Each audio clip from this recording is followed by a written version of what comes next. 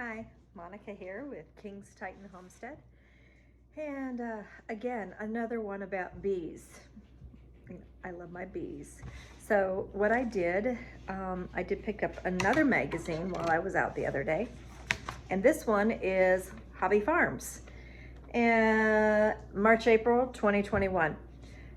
One of the odd things is that, well, not kind of odd, but bees are getting a lot of publicity. You know, everybody from Save the Bees to everybody should have one in their backyard kind of thing, it seems, because all the trade magazines for self-sufficiency and home urban farming and home, you know, produce and every one, practically every issue has something about beekeeping in it.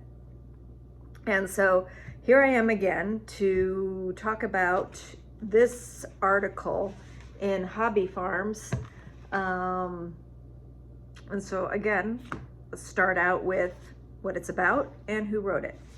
First of all, the cover got my attention. Isn't that cool? Lady with her bees and the chickens. It almost looks like she's like pulling things out and throwing it to her chickens. I don't know if she's like scratching waxworm larvae out, or, you know, it almost looks like a little pollen or something. Not exactly sure.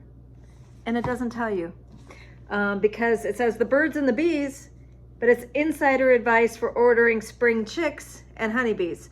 It has nothing to do with what's happening on the front cover.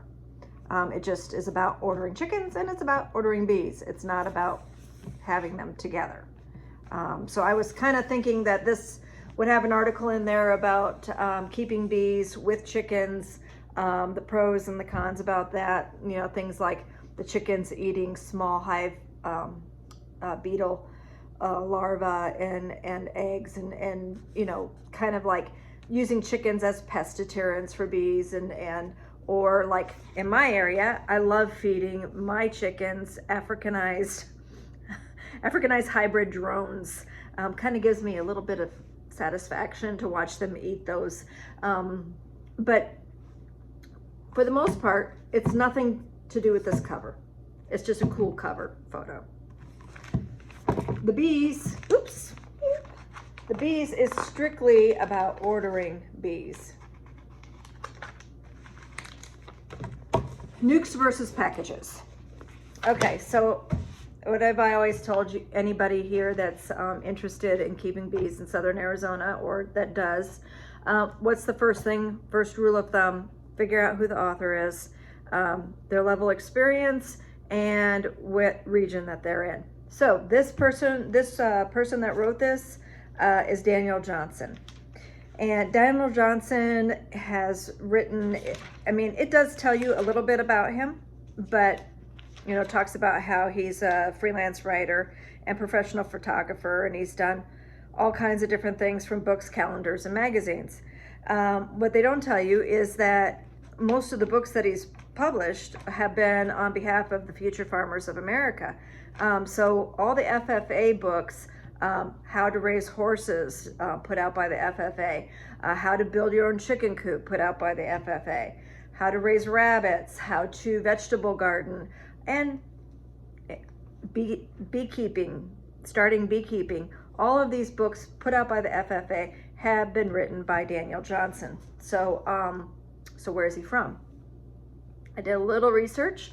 Like I said, I didn't do extremely thorough, but I'm thinking he's from Missouri. And so right away I'm going, okay, so this is what I'm, you know, and I haven't read his Beginning Beekeeper book yet. Something I probably should do. But by reading his article on Nucs versus packages, I'm kind of more excited to read his book because, yeah, the guy starts out right away catching my attention by saying, a simpler and safer method is to purchase bees from a reputable source.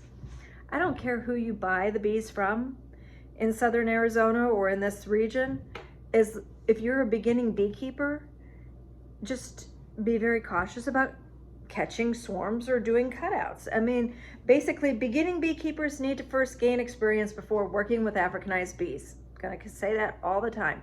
And right here, by this gentleman saying, safer, simpler and safer. Safer, safer, safer, safer. I was like, wow, this, it's actually mentioned. All right, so to read on, he really kept, I was impressed. So I keep telling people, so what's the difference between a package and a nuke? It's explained in here. And I really like the fact that he points out there's a good chance that the queen in the cases is a queen that hasn't previously been introduced to these workers. So she's kept in a separated screen cage, and that is for a package. So basically you're getting bees by weight, either 2 to 4 pounds, usually on average it's a 3-pound package, and then you're getting a queen in a cage. And what I love is the fact that he mentions it is normally not the queen that belongs to those bees. Those are probably not going to be her offspring. So you've got the bees and you got the queen, and you still have to go through the introductory period when you order that package in the mail. That's why the package is cheaper. A nucleus colony, or a nuke, is usually around 5 frames with a queen, and sometimes, more than likely, the workers are actually her own daughters, or at least the eggs are. She's laying. So there's a huge difference right there. And so it talks about nukes versus package, and the cost difference is, pros and cons.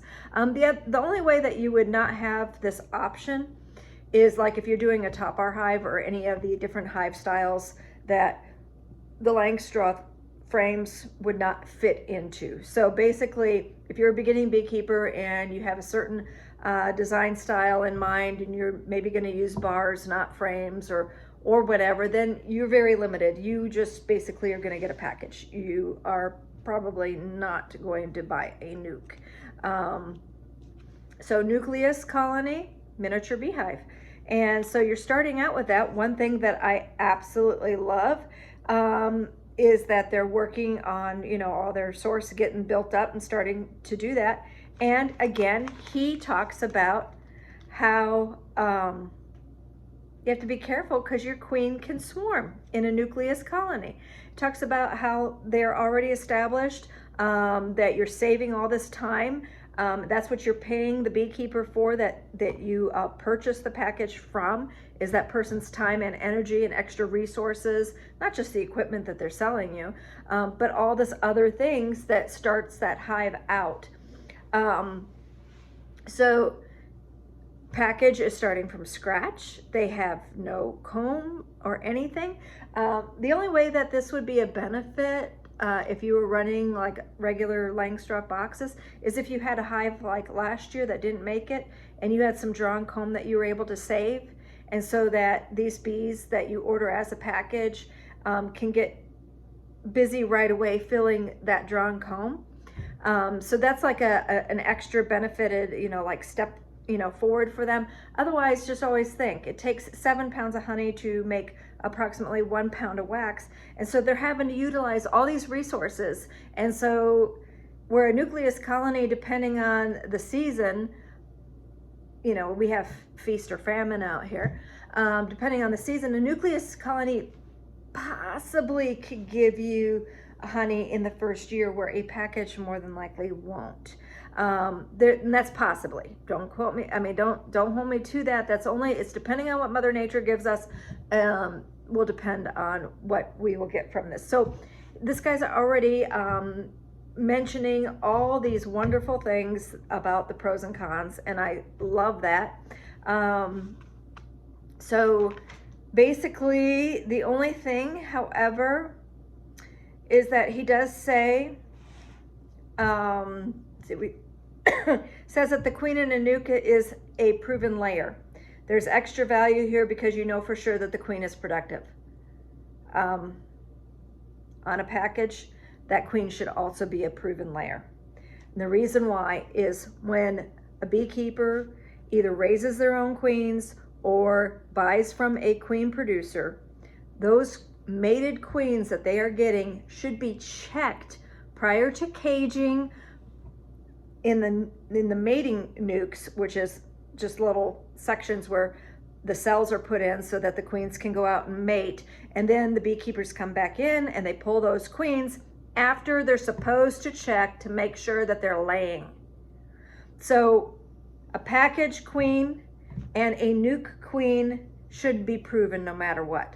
That's just quality. That's a quality beekeeper, a quality queen producer. That's somebody who puts out quality. If the queen in a package is not proven, that's just poor quality. The packaged queen should be a proven layer, should have a proven brood pattern. So that's the only part on this entire article that I kind of disagree with. But as far as it goes, this is a pretty thorough job. So I'm impressed.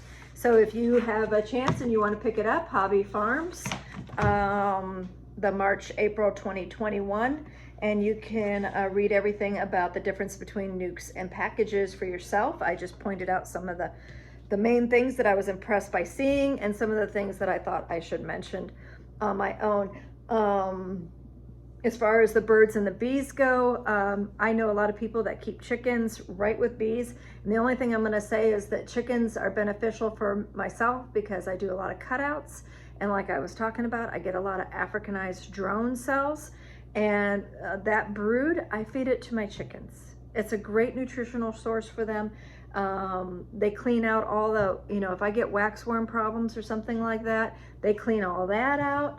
So the chickens are very beneficial to have. Now, one thing as Africanized bees go, be very cautious if you have a hive that you think has been taken over. You had your nice, gentle European hive, and you think either it got superseded or taken over by an Africanized hive. In those cases, be very cautious because bees have been known to kill chickens. Like I said, just use caution. Always be aware of the defensiveness level of your hive before you open it, and you should be fine.